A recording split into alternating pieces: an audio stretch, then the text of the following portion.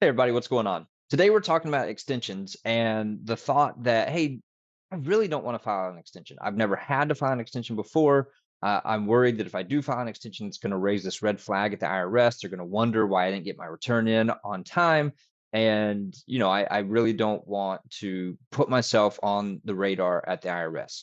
So that's a myth that an extension is going to increase your chance of audit or raise a red flag with the IRS. It just simply isn't true. And if you look at any of the information you can find that's reliable, it's going to tell you that that an extension for your tax return is not going to increase your chance of audit. Now, I did recently do a continuing education class where a former high level manager, IRS auditor, was teaching the class, and she actually helps people go through audits now in her business because she's got that other experience where she knows kind of behind the curtain the process and everything that's going on with the IRS.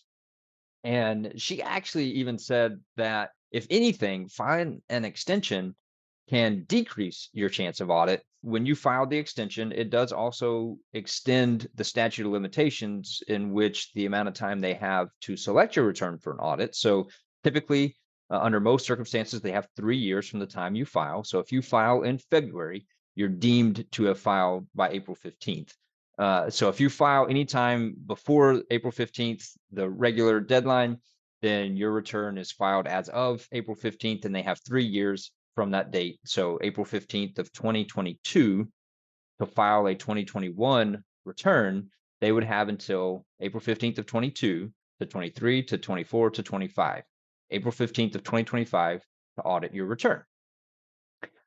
If you file an extension until October 15th, then yes, they would have that extra 6 months as well. So the statute of limitations, instead of being April of 2025, would be October of 2025. The computer has to kick your return out initially. It's not a human that is selecting returns for audit. Your return has to be kicked out by the computer algorithm first. So the computer has to see a reason why they should audit your return.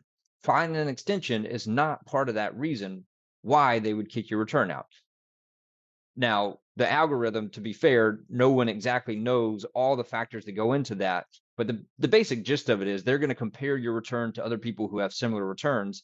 And if there's an anomaly, that computer is going to kick yours out. So first, that's get kicked out by a computer. Then it has to go through a human review where they either kick it out and say, no, we don't need to audit this, or they say, yes, there's something here. They're going to pass it on to a manager. The manager is then going to look at it and rate it based on their likelihood that they think there's some recoverable tax to be collected, either A, B, or C.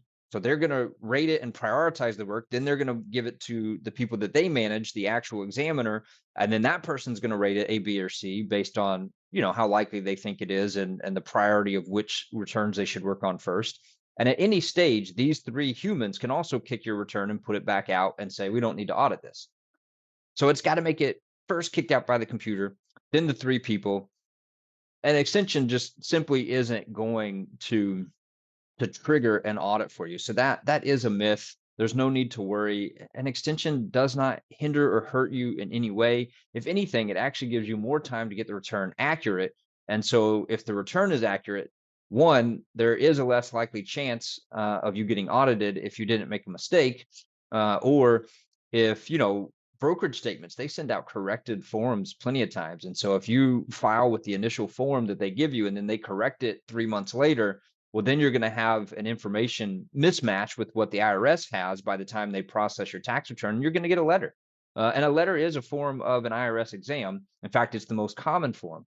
Most commonly, you're going to get a letter from the IRS asking you to send in more information or to validate something, as opposed to an IRS auditor actually showing up and doing a field exam. Those happen, but it's more likely you'll get a letter. And so, the extension gives you more time to make sure you have all the information accurate, and to get the return in correctly the first time so that you don't have to amend it and so that all the information matches. And also, even if you do get selected for audit, you want to make sure that information is right so that you can validate it and back it up when they send you the letter. So, make sure you didn't make a mistake. So there you have it. You should not be worried about extensions. But my name's Brad. I'm with Wooten CPA. My goal is to bring peace to your tax and accounting responsibilities. One of the ways I do that is through these videos on YouTube. So hopefully this video has helped you. If you have any questions, please leave comments. Thank you for watching.